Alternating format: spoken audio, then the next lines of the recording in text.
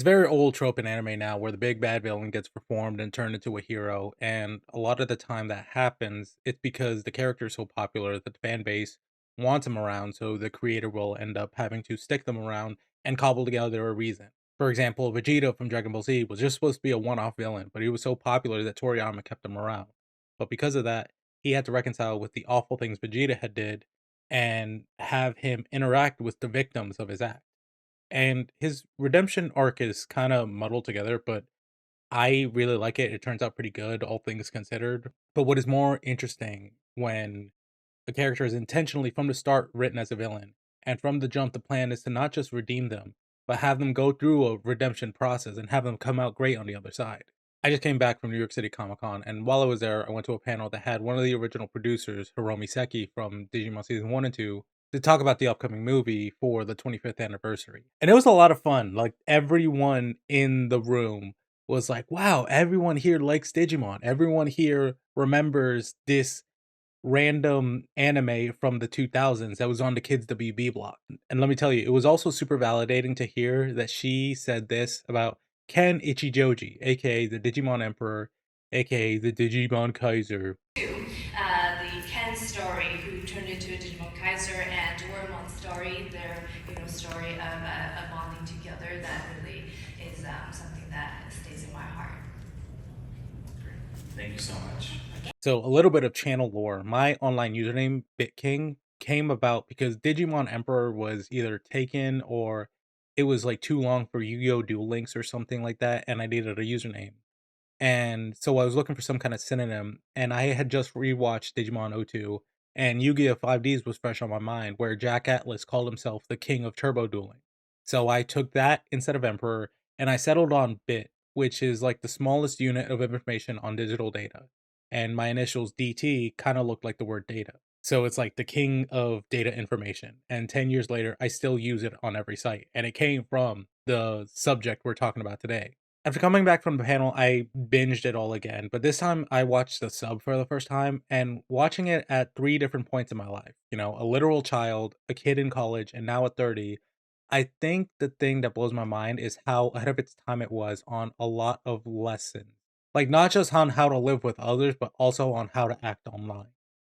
One of the things I think is the most interesting about this show is that it was made in the year 2000 and it takes place in the year 2003, and yet it had its finger on the pulse of a lot of problems and issues that I see today as an adult 23 years later. A lot of things I either see happening right now in current media or I have critiques about in current media. You know, I'm going to be that guy. Digimon did it first, or they had commentary on it way before. So before we get into it, I just want to let you know that this is not a total recap video. I'm not going to be going over stuff and giving a play by play if that's what you wanted before the movie comes out. This is not going to be that. This is just an exploration of Ken's character arc. I'm also going to be talking about choices made in both the sub and the dub because I am nothing if not sentimental and nostalgic. I never watched the sub until I started writing the script for this, and there are choices that I like in the sub and there are choices I like in the dub. But also that said, I'm going to be calling everyone by their dub names because like look, I'm not calling this kid Iori. Like that's Cody. That's not Iori, that's Cody. Come on. But also, because I'm not gonna be giving full recaps, I'm gonna give a little basic lore dump of keywords and phrases right now so that I don't have to break the flow of explaining what things are. So, when I was a kid, I didn't know the difference between an anime and a cartoon, but yeah, Digimon is an anime that was brought over to the US via 4Kids, and largely for us 90s babies, it is baby's first isekai. Isekai is a subgenre of fantasy translated from Japanese means different world. And for most people my age, this was your first ever isekai. Or if it wasn't this, then it was Inuyasha. Unlike the US, where they made a TV show so that they could sell toys, in Japan, they made toys so that they could make a TV show so that they could then sell more toys. Digimon started off as basically Tamagotchi, but for boys, which is the idea of carrying around a little digital companion in your pocket that you take care of. The series is about a group of kids who get thrust into the digital world who meet their partner Digimon and go on adventures. It's a monster collecting kind of thing. In the first season, they are stuck in the digital world and have to find a way to get back home, and they learn that they have to beat the evil darkness thing in order for them to get home. The chosen children have these devices called Digivice, which in series 1 was meant to look like a beeper, but in series 2 it is meant to look more like a cell phone, which I think is a cool evolution of tech. This device allows somebody to go into the digital world as well as power up their partner Digimon to make them evolve into a more powerful state so that they can fight the monster of the week. Unlike Pokemon, they go back into their cute child stage, and when they go into the real world, they take this cute plushy form so that the company can sell more toys. I I mean, the Digimon spend less energy being in the real world or something. In Series 2, which is the one we're going to be talking about today, they largely are able to jump in and out of the digital world at will. But the reason they are able to go there in the first place is because something has upset the balance of the digital world, and our new heroes, which are called the Digidestined, are called in so that they can save the day. These heroes are Davis, who is the dumb jock but largely the heart of the team. He is cocky but not confident, hot headed. But what I will say is that he is strong in his convictions and is a good judge of character. He makes a decision and sticks with it. And whether or not it's the right decision, given the team dynamics, he's very important to the team because he is the one who is decisive. He never gives up and is always trying to move forward. Davis comes into his own throughout the series, becoming confident while still being his obnoxious self. Like at one point during the series, Davis says that Ken needs to grow up and be more mature, and the whole group is taken aback at Davis, of all people, dropping wisdom like that. Then there is Yoli, the team's smart girl, which you can tell because she's wearing glasses and it's the year 2000. She is panicky, nervous, and needs to analyze everything before she can make a decision, the opposite of Davis. And rounding out the new character of the series is Cody, who is very serious and straight laced. It was really interesting rewatching the series as an adult because it really put into perspective that Cody's view of morality and right and wrong is very much that of a child. He's a Boy Scout. He believes in rules and structure, and that those rules and structures should never be broken. Continuing from the first series, we have TK, who acts as like the actual leader of the group since he's the one who has experience and he doesn't have anything to prove to anybody. The dynamic is interesting because there are times when Davis will say something and the group will follow him without question. But then there are times when he'll say to do something and Cody and Yoli are hesitant. But then TK will say something, and whether it's to agree or to say the opposite, then that's when the team will follow TK without question. TK's also experienced a great loss in the first series. His partner Digimon Palmon died while fighting the evil darkness Big Bad in order to keep TK safe. But it's okay because Digimon never truly die. They just get rebirthed and placed in the primary village. But it's important to know that at the moment it was happening, TK did not know that. And we, the audience, did not know that. And another thing is that while everyone else in the first series was 12, TK was 7, so even younger and less emotionally equipped to have dealt with that kind of grief and loss. And finally, we have Kari, who, unfortunately, because it is the 2000s, is kind of just the girl. Like, she actually does have a personality and can hold her own, but especially in the beginning of this series, she's acted as kind of a conflict between Davis and TK. Really, mostly Davis because he has a crush on her and sees TK as a threat, but TK just sees her as a friend and likes to mess with Davis. The thing I like is it's never really a love triangle. Like when I was younger, yeah, I thought Kari and TK would be together, but even when I rewatched it in college, I never got that vibe. They really do just seem like friends who are trauma bonded. Kari also carries some darkness in her, though. She is prone to depression, and despite being seen as super confident and capable by Yoli, she doubts herself and often wonders if she's too nice or is making the wrong decision. I'm realizing now, as I'm saying this, that Kari is the one who will see through acts of evil by Digimon and reach out and be compassionate to them, which turns her into a damsel in distress a lot of the time. But what does make her stand out is that she feels the call of the darkness.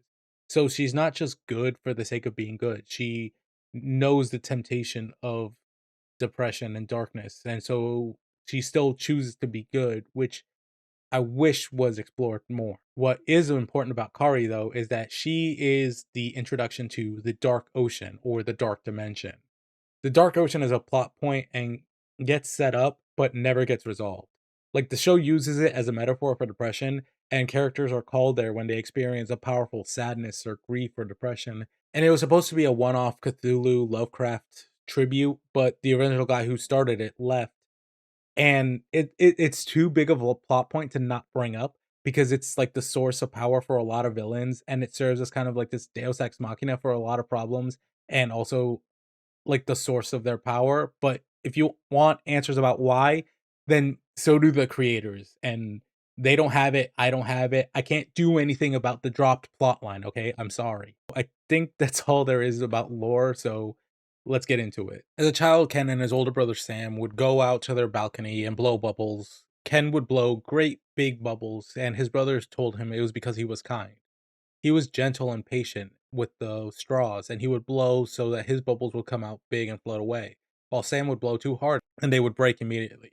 Ken took great pride in this because for once he was better at something than his big brother.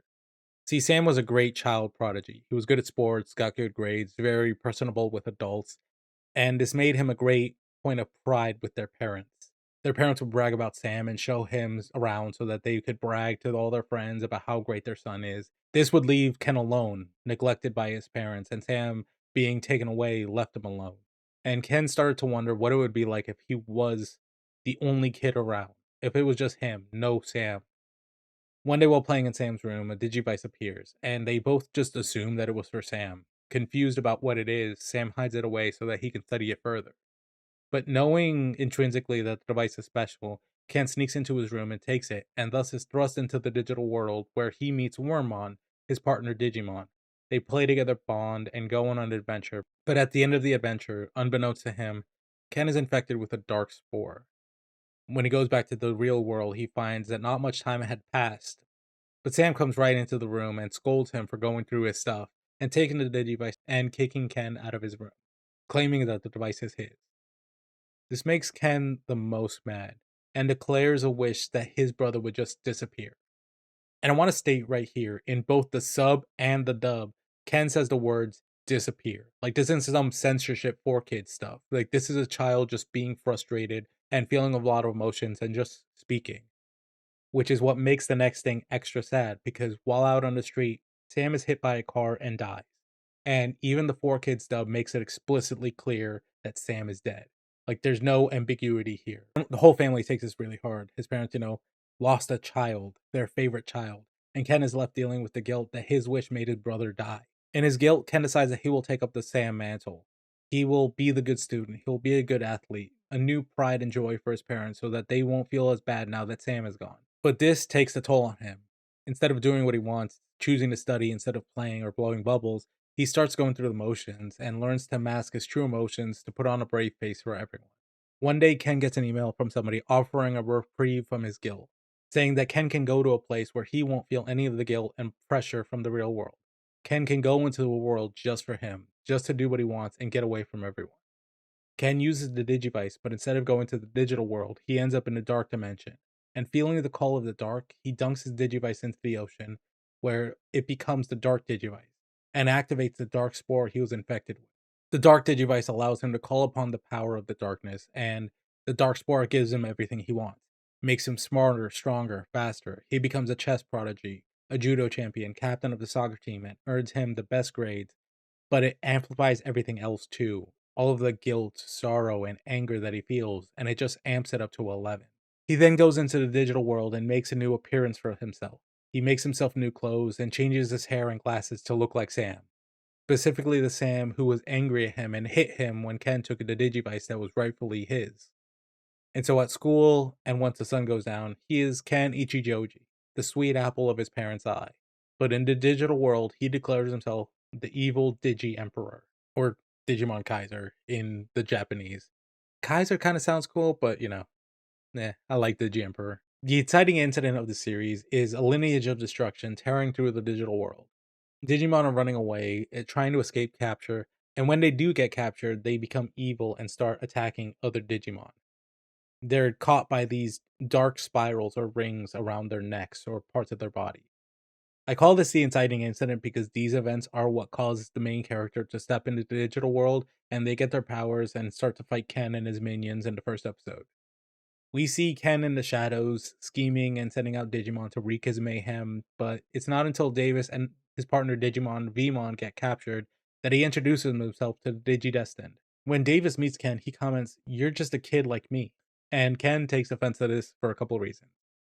At this point in the story, we think of him as somebody who views himself as better than everyone. I mean, he calls himself the Digi Emperor. But from what I've told you and what the audience will soon learn, is that he is not a kid like anybody else. At his young age, he has experienced a deep loss. And while it's not uncommon to lose a sibling, it's always sad when it happens, especially at a young age. And in Ken's case, where he believes that he is the reason his brother died. Davis will feel pressure from being on a soccer team and wanting to impress girls, but for the most part, he's pretty happy go lucky and hasn't dealt with the experience of being different in the way that Ken has. The things that make Ken different have caused him pain and suffering, so it's easy to see why being reminded of such a different can make him lash out. This is also the audience's first introduction to Wormmon, who was Ken's partner Digimon from before. But imagine his shock from when he came the first time he saw a sweet, nice kid, and now is this evil genius who wants to inflict pain on everyone in the world. Wormmon tries to act as a Jiminy Cricket voice of reason for Ken, being that Wormmon saw the sweet kid Ken used to be, but he always tries to reach out to the kid and call back to who he used to be, only to be met with abuse, like emotional and physical abuse. Ken's main tool he creates on the Dark Digivice are dark spirals, and which he uses to control the Digimon. He puts them on the Digimon and it makes them stronger, more powerful, but it causes them a great deal of agony and pain. When walking away after being freed, one of the Digimon remarks, "I'd rather be punched than be under the control of the Digi Emperor." The Dark Towers that he puts up are something that call upon the Dark Dimension that I had mentioned before, and they make the spirals stronger and inhibit the natural strength of the Digimon. So basically, Ken's plan is to inflict what he feels onto the rest of the digital world, the effect that he is feeling from the Dark Spore. Afterwards, we, the audience, get to see how the real world perceives Ken. Straight A student, martial arts champion, captain of soccer team, and he's being interviewed about how awesome he is.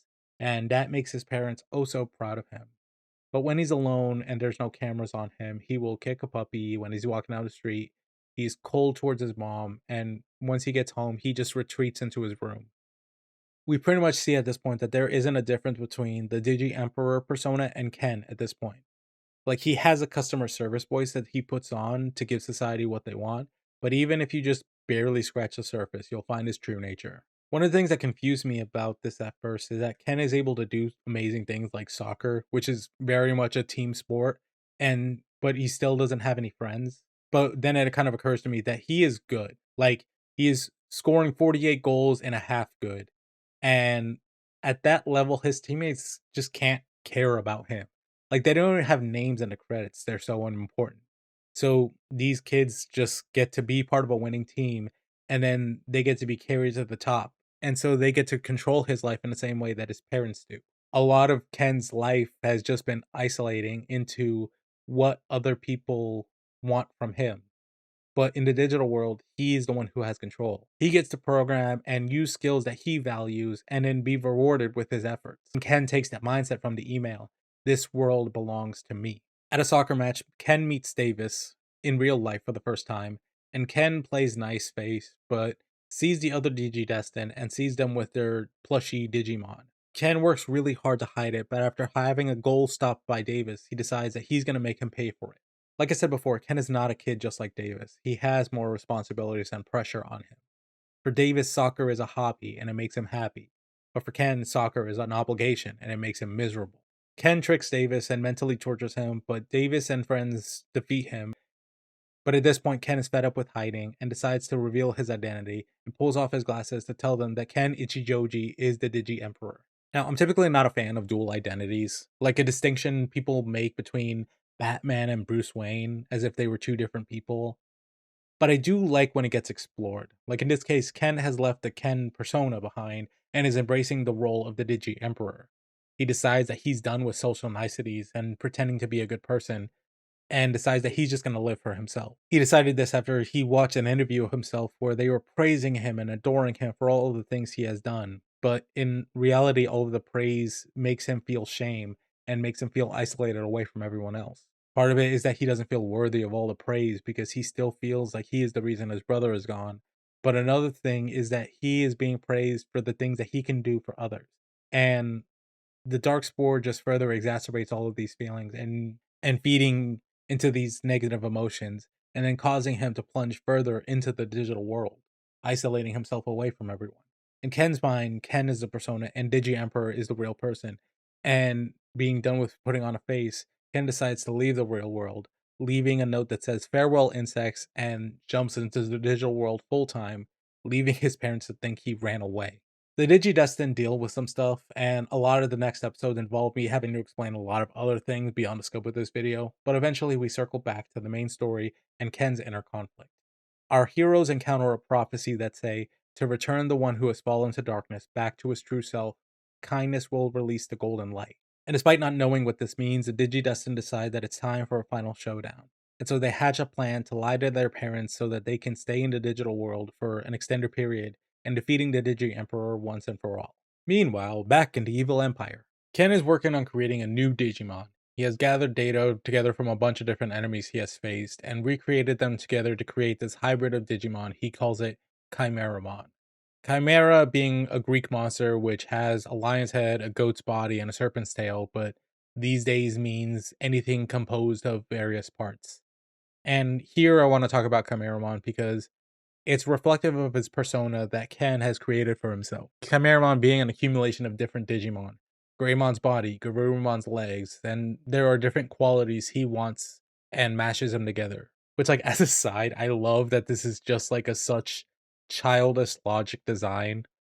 Like, not just the idea, but the actual physical design looks so dumb and it's so funny to me. Like, this kid is cruel and vicious and a super genius, but at the end of the day, he's still a child. And so his inventions are still something that somebody his age would make. But also, Chimeramon represents what he has done to himself. He feels the guilt of wishing his brother would go away, and then his brother died, leaving his parents with an unimaginable grief. So Ken decides to shoulder this burden onto himself, taking on these qualities of Sam and taking them for himself so that he can become bragging rights for his parents. And the thing that brings it all together is the darkness, this deep rooted thing in the back of his brain which makes him miserable. However, the last ingredient that he needs for his creation is the power of darkness. And he delved into a whirlpool, which is a gateway to the dark ocean where he got his powers from. And in order to get a piece of the dark for his science experiment. While trying to harness this darkness, TK and Ken encounter each other, and it's a very interesting exchange. TK is one of the few people here who has gone through similar hardships that Ken has. Besides losing his partner Digimon, TK went to the digital world at a way younger age than he should have, and even in the real world, he has gone through hardships with his family that would shape his personality. Instead of TK being the one to extend empathy and try to reach out to him, TK decides to be the one that beats his ass physically, which is very much needed. Like, violence is not the answer, but it's a solution, and it's cathartic if nothing else. I also love the theme of, hey man, I also went through some stuff, and you don't see me being an evil dictator about it. However, Ken manages to get what he needs and unleashes his Frankenstein monster onto the digital world, able to control it for now, but his control over it is shaky. While at first Ken's darkness is able to overpower and control the darkness of Chimeramon, in moments of weakness, Chimeramon takes over. Ken is talking in terms of winning. He's still thinking in terms of strategy, the way you would talk in a video game. And so here in the digital world, despite losing control over Chimeramon, despite losing control of the situation, here in the digital world, he believes that he doesn't have to perform for anyone. He believes that he can just be his true self without any consequences. But Wormmon tells him that the Digimon bodies can't take too many attacks.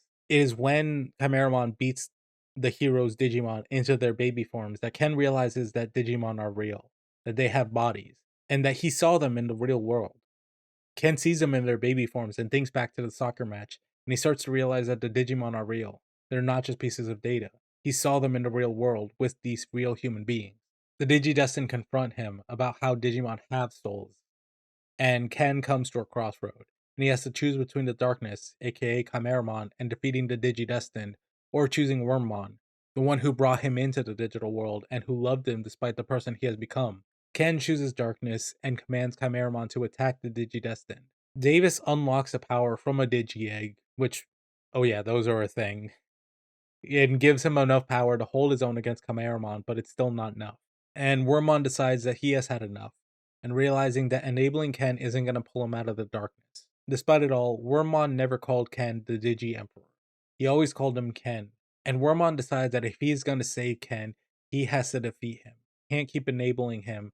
So he uses his life force to literally knock some sense into Ken and then uses the rest of that power to give to our heroes so that they can defeat Chimeramon. Realizing he's been beaten, Ken declares that he's going to go back to his computer and reset the digital world. And our heroes tell him that this is not a video game. The digital world is another reality, and the Digimon are living beings.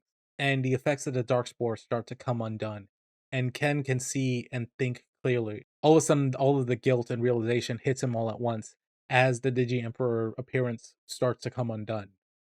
The cast finds Wormmon, who is dying, and Ken approaches him. The power that Davis used to defeat Chimeramon returns to Ken, and it takes the form of a crest of kindness. Wormmon is happy to see the old Ken back, and explains to him that Ken is kind, and that is why the power of kindness belongs to him. The power of kindness within Ken wanted to defeat the darkness, so it loaned its power to our heroes, which, like, I'm gonna be honest, it was the 2000s. Like, even for the sub, it's kinda wishy-washy. A lot of anime stuff just be happening, and you just kinda gotta roll with it. Like, this one is definitely, like, a character-based show instead of a plot-based one. I'm not gonna excuse it, but I definitely remember the characters more than I remember the lore. Ken talks about how he came to the digital world to run away from his feelings or loss, to run away from the guilt and pain of losing his brother. But now he comes here and loses Wormmon in front of him, and going through that loss all over again. Ken starts to grieve, not just Wormmon, not just the things he's done, but everything. All of the emotions he was running away from. And he starts to experience all of it all at once. Davis tells him to return home to his parents, but Ken stands up and starts walking away crying and grieving and realizing everything that has happened. After Ken makes his way back to the real world, he falls into a deep sleep. After having let go of the Digi Emperor persona, he is now looking for an identity to hang on to. He is searching for his heart, the thing he used to have, the thing that he left behind in order to become the Digi Emperor, the thing he left behind when he decided to forgo his own life to make his parents happy. Ken thinks back to the time when he used a Digivice to go into the digital world and how happy he was to be with Wormmon. When he comes back to the real world, he finds Sam, who is very angry that Ken took the Digivice. Now, they don't ever say how much older Sam is than Ken, but it's safe to say that he was old enough to have a multitude of emotions. Like, it's very easy to interpret it as Sam being angry because Ken took something that didn't belong to him, but it also could have been that Ken could have hurt himself. It could have been that Ken made the Digivice work when Sam couldn't, and Sam finding the one thing that he isn't special at. It also could have been the stress he was feeling from his parents about having to be a perfect child. It could have been any combination of these things, but Ken, being a child, couldn't see it from Sam's point of view. So all he sees is his older brother getting angry at him, and the silhouette we see is what would become the Digi Emperor persona. And so after being second best for so long, this is what makes Ken frustrated, and he wishes Sam would just disappear. And then Sam dies in an accident, but the timing of it, of course Ken would feel guilty. While he's sleeping, Ken's parents wonder if they pushed him too hard, and that they should have just let him have fun. They always push Sam, and then they push Ken too hard to be like Sam, and they didn't let Ken be Ken. When Ken wakes up, his dad tells him that he is sorry for not appreciating all of the good qualities that Ken had, but he's in a dissociative fugue state, not really totally here mentally, figuring things out. One of the things I really like is that in this state, he is grieving the loss of his brother, and with his parents, he starts to express that grief. And his parents realize that Sam dying affected him the most. Ken goes back to the digital world to find his heart, and ends up in the primary village, which is where Digimon who die go to be reborn. He is looking for Wormmon's egg, and other Digimon recognize him as the Digi Emperor and start to attack him and berate him for all the things he did. And he starts to experience the guilt of his actions. The thing that is extra sad here is that Sam dying is not Ken's fault. Like, there's nothing at all in the show that implies that Ken's wish had anything to do with it. It was just a tragic accident. But the death of Wormmon is unequivocally his fault. Not just his, but a lot of the Digimon there are implied to be there because of Ken's actions. The Digimon accuse him of only wanting to find Wormmon so that he can be free of his guilt. If he finds Wormmon, that he wouldn't have killed him, and he can be free of the guilt he's feeling. But then the Digimon tell him that he has to accept the good and the bad parts of him, that he can't change the past, and this is why I've been calling him Ken.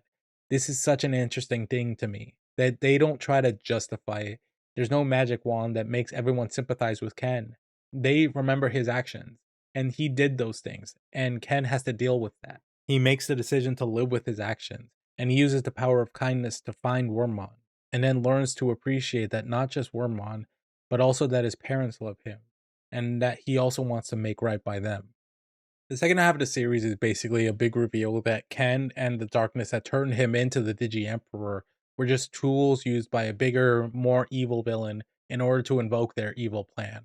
And even with this bigger, more evil villain, suddenly the Digidestin and Ken have to work together if they want to defeat her. And thus the redemption arc tour. Ken is still trying to adjust to a normal life while also making things right for the things he did. He's eating too much food to make his mom happy. His grades start to go down because he no longer has the darkness boosting his brain.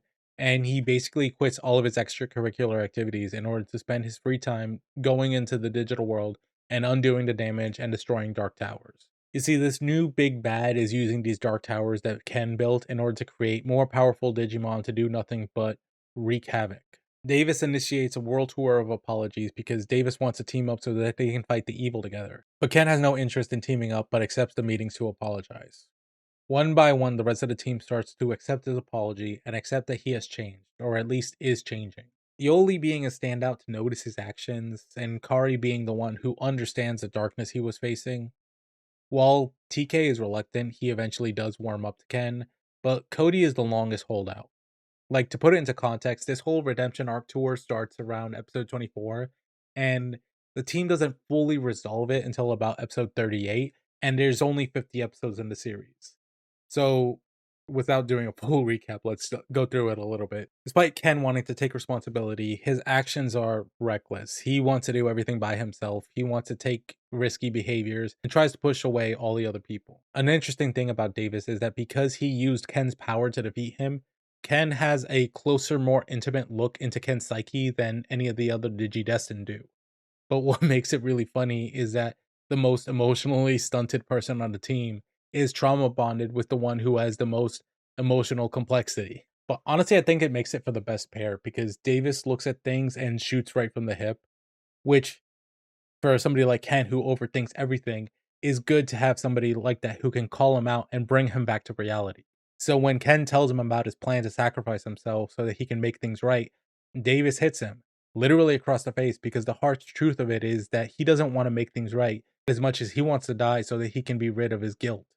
But if he were to die, then he would be leaving behind his parents and making them go through that grief again. Davis, being the real heart of the series, sees the kindness and good in Ken and believing that everyone inherently deserves a second chance, forges this unbreakable bond with Ken, which manifests into this new power of friendship power up that they use throughout the rest of the series. Yoli and Kari have their moment when Ken and Kari are both affected by the grief of the Dark Ocean that, again, never really gets fleshed out. Cody and Ken are probably the most drawn out. They agree to basically put aside any differences in order to work together, but they aren't friends really by any means for a good part of it. During all of this, Ken starts to lament the fact that he can't understand these dark towers, that when he was the Digi Emperor, he could understand all of it, but now he can't.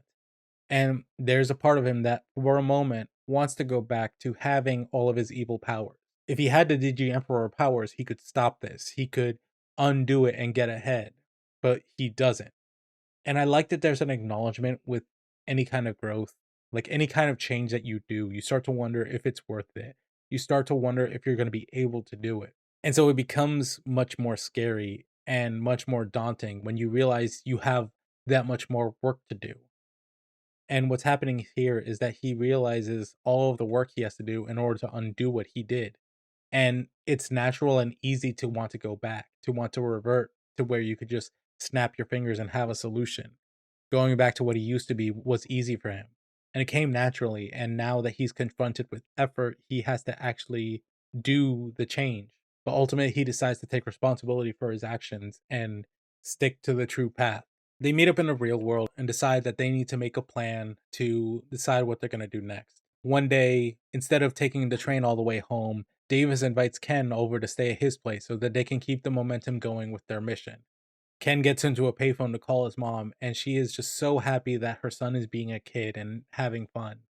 And while yes, this is a very sweet moment, I just wanted to include the fact that there's a payphone. We finally arrive to episode 38, where Ken's redemption arc comes to a close with the main characters. Ken wants to throw a Christmas party and wants to invite all of his new Digidestined friends over to his house. And I really love this episode because when Ken is introduced, he is cruel and malicious and treating Digimon in a way that hasn't really been seen by a human in the series. And now here we are 35 episodes later, and he's like, What if my friends don't want to come to my party?" The sub makes it seem like it was his mom's idea to make him have people over and make invitations. But then the dub makes it seem like it was his idea, but it also has a dumb joke about eggnog. So I don't really know which one I like more. The dub kind of acknowledges that Ken and Cody's like relationship has been kind of ambiguous. Like there's like an inner monologue kind of thing where I guess in like the West we're uncomfortable with silences, whereas the sub keeps it very quiet and very tense. And I kind of like both of these. I don't really know. Like in the dub, Ken is approaching Cody to invite him to his Christmas party, and Ken thinks that Cody is still mad at him, which, rightfully so. But then it goes to Cody's dialogue, and Cody thinks that Ken still hates him. And at first, I didn't think it made sense as to why Cody would think that Ken hated him. But then I remember that, oh, yeah, they're kids. It doesn't necessarily have to make sense. But then also I thought about it further and like, no, actually, it does make sense because Cody was the one that for a while was the group holdout who said that, no, we can't trust him. No, he can't be a part of his team. And even though he came around to him, that doesn't necessarily mean that they're friends. Like, it makes sense that Cody would think that Ken would still hold a grudge against him because it's the idea of, oh, everyone else forgave me so quick. Why were you such a holdout? But Ken invites Cody, handing him an invitation, and Cody smiles, saying that he'll be there. And they have the party. And all right, let me know in the comments which one of these choices you prefer. When Yoli goes to Ken's room, she finds a picture of Sam and says, "This is a good picture of you, Ken." And Ken tells her that it's his older brother. And Yoli is a little embarrassed, which I think fits her character, but I think also adds to the children throwing a party for the first time awkward vibe. Like, I do like the awkwardness of it. But in the sub, Yoli finds a picture and says, "Oh, Izzy told me about this. He's your older brother, right?" To which Ken just says, "Yes." Which I think adds to the implication that they're friends because they already know stuff about each other. But I guess the awkwardness after the fact, Yoli knows this too. So the dub does this as well. I want to say I prefer the dub, but I don't know. Make your argument in the comments which one you prefer. The party is fun though. Ken laughs for the first time in the series, like a genuine belly laugh, and the group takes notice. The party is cut short because of a Digimon causing damage in the real world, which prompts the next adventure until they find the bad guy responsible for this. This bad guy is too much for them to handle, and the problem is they can't keep him here in the real world because if they send him to the digital world, then he can do damage there too, and he can just come back. And so Ken has the idea to use the Dark Digivice to send him to the Dark Dimension. I glossed over it at first, but I do like that the Digivice stayed dark. Like it didn't change color to represent he had changed. Ken's the one that can open this place to darkness, and Kari is able to help as well because she knows the depression is a part of you. And so another thing I really liked is that about fully committing to the sadness. All of these things are a part of you. That there's this sadness, your anger, your intrusive thoughts, and your intentional ones. All of them are a part of you, and once you can accept them, then you can really bring out your full potential. Ken is scared of the darkness. He's scared of all of these emotions. And one by one, the team grabs his hand and shares a little bit of the load. And they experience all of the things that he has been feeling. And then Davis comes in and helps him by saying that he is atoned, that he has changed, and that he still has a lot of work to do. So he still needs to come out ahead. The dub makes it clear that the darkness is from Ken versus the sub kind of makes it like the darkness comes from the Digivice. But given that the Digivice is an extension of the person, it really is the same. I obviously have a preference for the dub, but in both of them, Davis is the heart and comes through and like knocks some sense into him. This time just with words. But everyone holding the power of darkness, they're able to defeat the bad guy and banish him to the dark dimension. I think this is a good stopping point for Ken's journey in this video. Like, there is some more stuff going on, but there's too much involvement with other characters for me to explain it. Like, the solution is, and the end of the series is power of friendship and don't forget your dreams kind of thing. But I'm not done. I want to talk some more stuff about what just happened. So in the beginning, I mentioned that this is an isekai. What I didn't tell you is that I don't like a lot of modern isekai. Like, I think it started with Sword Art Online, which I did like because it was the first time I saw something like that. but then every isekai after that just started trying to copy the success of Sword Art Online. Typically, isekai these days involve a young boy going to a new world and then either completely forgetting about or not caring about his original world or any of his loved ones from that world.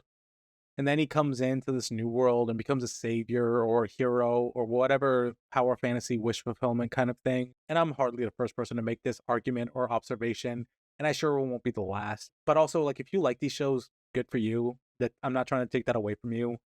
But it was refreshing watching this and seeing the kind of isekai trope be deconstructed, but it was made in the year 2000, so instead it was just that good and ahead of its time. Like, it starts off the same. Ken goes to an online world to escape his feelings, but the real world is never dismissed. And and as much as he tried, once he comes back, he has to deal with the consequences of him leaving. And another thing is that he didn't believe what he was doing was real. Like, he thought it was no consequence because it was inside of a computer. And so it kind of gives like autonomy and more value to the world that was isekai'd into. That, like, no, your actions had consequences. Like, you're not just a hero. This isn't just some wish fulfillment. You have like actual nuanced responsibilities as somebody who would come into this world. But and also, honestly, I can't help but think about how much that matches up with a lot of like the online world of today. So if you couldn't tell based on how I look like a racially ambiguous GameStop employee, I kind of grew up on the internet. Like, I wasn't good at sports and wasn't very social, so I spent a lot of time watching early YouTube forums.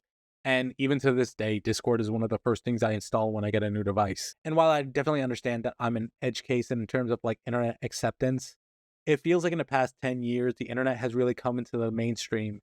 And a lot of people are either still learning about etiquette culture and are or are actively going onto the internet without any regards for others.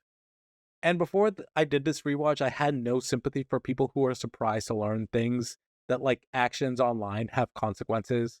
Like, wow, I never knew leaving a disgusting Facebook comment with my whole ass government name and where I live and where I went to high school would come back to bite me in the ass. But after watching this, I think I have a newfound sympathy for it. Because honestly, the internet has just become a wild place where the boundary of real and internet is becoming thinner and thinner every day. And yeah, if you don't like that, I'm sorry, I don't know what to tell you. Like, I think that genie's out of the bottle. I don't think there's anything going back. I think we're past the line of like the internet not mattering. I think we're past the line of like the internet being of no consequence. But I don't think people have come to accept that yet. I don't think people realize that yet. But also, like, I hope sooner rather than later we're gonna get some kind of like online etiquette taught to the younger generation. But I don't think so. So honestly, the only thing I can do for myself really is extend grace and compassion to people who still don't view the internet as a real place. Which, like, man, that's gonna suck. But also, like, yeah, that's the point. Like, there are times when I'm gonna see something inside somebody and want badly to help them out. And then there are gonna be times where I'm gonna completely understand what somebody is feeling, but I'm still gonna be a jerk. And there are gonna be times when I'm gonna be right and justified in my feelings, but see them change, and I'm gonna have to let my feelings go so that we can move forward. This man, this show really had it all. Thank you for watching. Let me know in the comments if you're gonna see Digimon 2 the beginning. I got my ticket. Take a guess if I'm gonna see the sub or the dub. Good night and good luck.